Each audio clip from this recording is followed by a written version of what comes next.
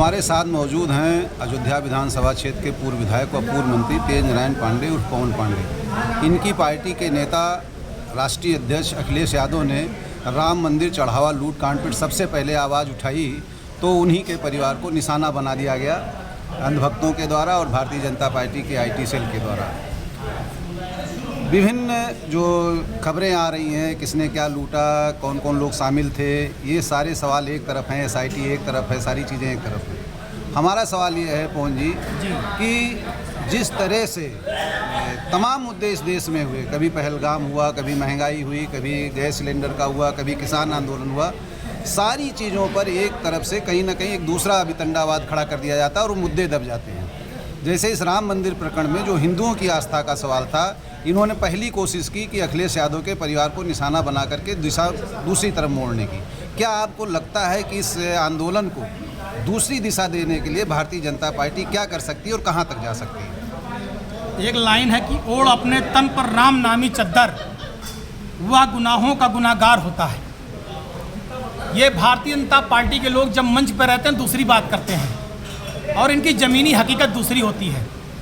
जब मर्यादा पुरुषोत्तम प्रभु श्री राम के मंदिर में करोड़ों रुपए की डकैती का खुलासा हुआ, बड़ा खुलासा राष्ट्रीय अध्यक्ष आदरणीय अखिलेश यादव जी ने किया, जिसका जवाब न ट्रस्ट दे पाया न भारतीय जनता पार्टी के नेता दे पाए। तब इन्होंने हमारे राष्ट्रीय अध्यक्ष जी की बेटी के बारे में गलत टिप्पणी करना शुरू किया सोशल मीडिया पर और इस मुद्दे को डाइवर्ट करने की कोशिश की, लेकिन सारे लोग डटे रहे और ये इनका चरित्र, इससे भारतीय जनता पार्टी का चरित्र उजागर हुआ। जो बेटी पढ़ाओ, बेटी बचाओ और बेटी के सम्मान की बात करते हैं, इनकी मानसिकता कितनी दूषित और गंदी है ये परिलक्षित हुई। लेकिन न समाजवादी पार्टी, न राष्ट्रीय अध्यक्ष और न हम सारे लोग इस मुद्दे से हटे नहीं हैं, न पीछे हटे हैं। माननीय सर्वोच्च न्यायालय के निर्देश पर इस ट्रस्ट का निर्माण हुआ था। माननीय सर्वोच्च न्यायालय जब राम मंदिर का फैसला आया तो उन्होंने ट्रस्ट के निर्माण की बात की, ट्रस्ट बना। आज ट्रस्ट ने सर्वोच्च न्यायालय की विश्वसनीयता से खेलने का काम किया है, उस विश्वसनीयता को तोड़ने का काम किया है।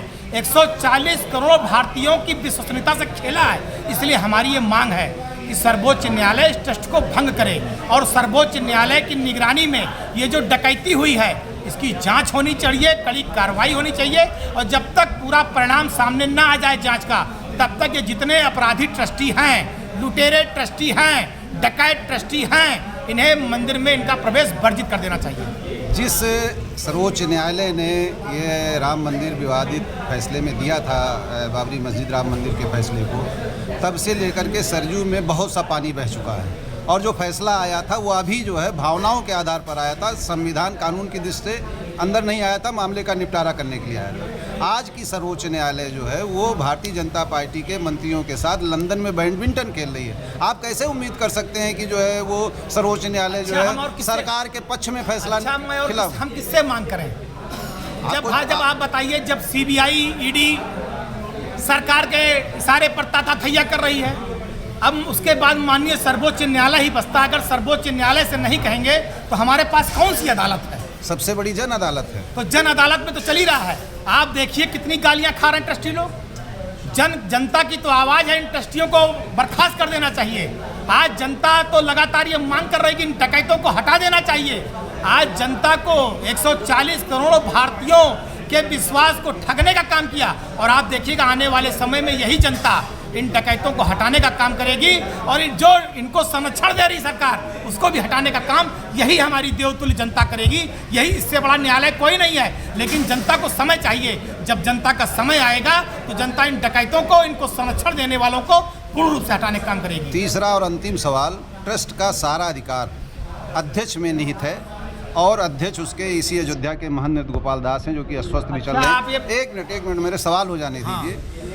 ट्रस्ट अध्यक्ष की तरफ से इतना सब कुछ होने जाने के बाद वो चाहे ट्रस्ट के महासचिव चंपत राय हों, ट्रस्टी अनिल मिश्रा हों, द्विजेंद्र दास हों या जितने लोग हों, अभी कोई स्पष्टीकरण तक नहीं मांगा गया है और सारी कवायद कि ये लूट हुई, SIT हो गई, फलाना हो गया, तो जो एक प्रक्रिया का पालन होता है वो क्यों नहीं हो रहा है? अच्छा, आप ही इसी अयोध्या के वासी हैं।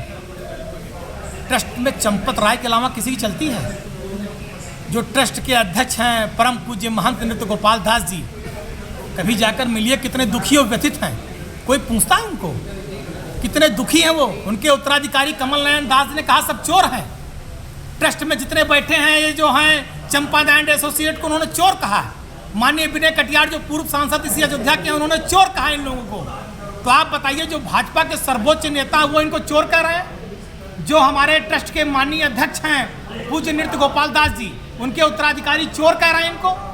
आप बताइए जितने कार्यक्रम पूरे मंदिर निर्माण से लेकर सारे कुछ हुए, कितना सम्मान मिला ट्रस्ट के अध्यक्ष को। ये चंपत राय एंड एसोसिएट तो जो है नृत्य गोपाल दास जी को बेइज्जत करने का काम करता है। जितने भाजपा के पुराने नेता हैं जिन्होंने वास्तव में लड़ाई लड़ी उनको बेइज्जत किया, अपमानित किया। आप बताइए अच्छे नेता चंपत राय के चरणों में लेटे रहते थे, सत्ता उनके चरणों में लेटी रहती थी।